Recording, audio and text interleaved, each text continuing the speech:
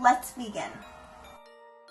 Woofs and Weeks wants to know how old I was when I got my first piggy. I'm not very proud to say this, but I was probably 7 or 8, and I had absolutely no idea what I was doing.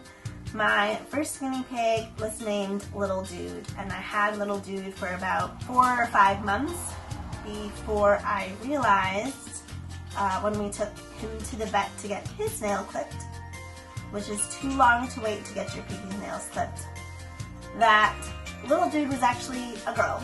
So we named Little Dude Trixie from then on out. And Trixie did not live a very long life. I'd say I probably had her for maybe at max a year. I didn't know that they needed unlimited hay. I certainly did not know that they needed salads. I don't think I fed my guinea pig a salad once when I was really little. She also had one of those salt licks in her cage, which you do not and should not give your guinea pig. Please don't give your guinea pig salt licks. Like, just don't do it. Don't make my mistakes. Learn from me. And she didn't have any bedding in her cage. We had a store-bought cage that looked big at the time, certainly is not big enough. And she had a litter box in the corner, and that had bedding in it, but the rest of her cage did not, so she lived on hard plastic her whole life. I was a very terrible guinea pig owner. I feel absolutely awful about it, and I'm not proud about it at all. My parents certainly did not know any better. They did not do the research. We went in, spoke to a salesperson. They suggested we get a guinea pig, and that was sort of the end of it. We didn't have books, and I didn't spend time watching videos. I didn't ask any questions. I'm sure at the pet store it was a very sort of standard pet shop purchase, where you go in and you tell them what they want, and if you don't have questions, they don't tell you to ask questions, and they don't make very good recommendations. And so Trixie did not live a great life. I remember I came home one day after playing outside with a friend, and Trixie was dead. I don't know what happened. We didn't take her to a vet to have her examined. I think we buried her in the backyard, though I'm not entirely sure. So yes, that was my first guinea pig experience. Clearly, I've learned a lot since then and have grown tremendously, thank God. So yeah, that's my sob story for you guys. Pillow.puggles.buddy wants to know how often my girls get grass time. The answer is my girls currently do not get grass time for 3 reasons. One of them is that where I live, winter lasts until April. And when I mean winter lasts until April, I mean the snow does not melt or start melting really until April. So in the past month, we've had lots of days where the snow literally was just melting. Then, halfway through April, we get spring showers, and that means that our ground is too soggy, too wet, gross conditions outside, downpour rain. You don't want to bring your pigs out there during that time. So, they haven't had grass time. The second reason that I don't do grass time is where I live, we have really bad tick season, and right now we're in the middle of it. They are just crawling all over the place. It is absolutely disgusting, and I do not want my guinea pigs to get Lyme's disease. I have Lyme's disease because I was bitten by a tick about 3 or 4 years ago now. It is incredibly painful, and I would not wish it on anyone, and so that's also why I do not put my girls outside in the grass, because I don't want them to get ill.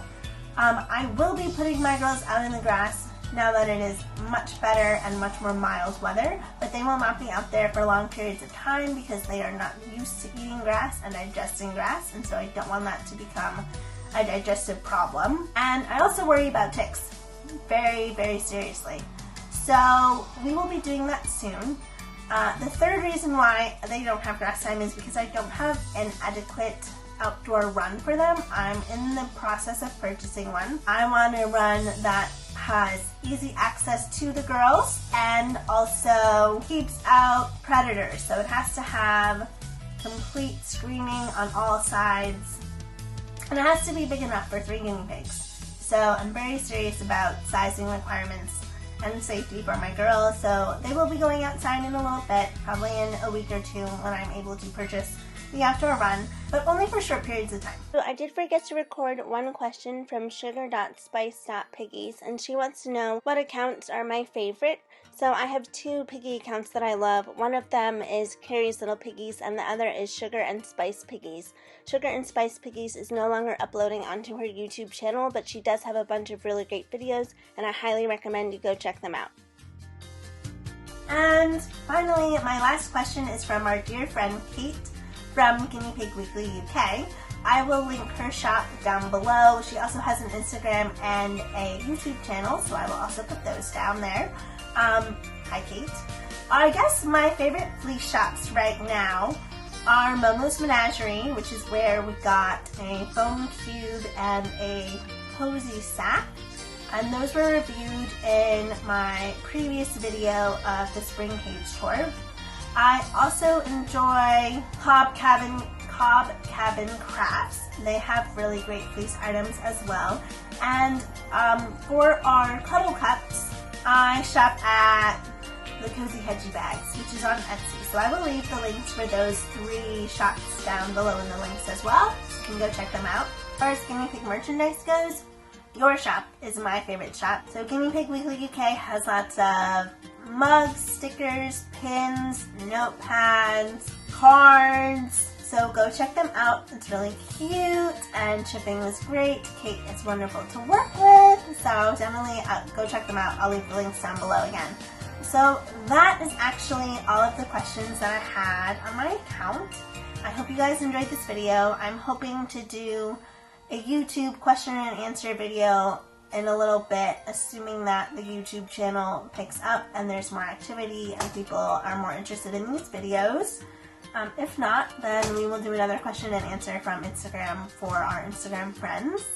I will also be doing a few more cage tours and re-shooting a few cage tours since I don't have the original video anymore for some of them, so I can't just edit them to be extended cuts for YouTube, which is a bit disappointing on my end. But it's always fun to record videos, so those will be up in a little while as well. We hope you guys had a great time watching this. Please subscribe if you like this video, if you would like to see more videos, if you think I'm a dweeb. I know I am. Give us a like or a thumbs down if you thought it was awful falafel. Thanks so much for watching, and we'll see you next time.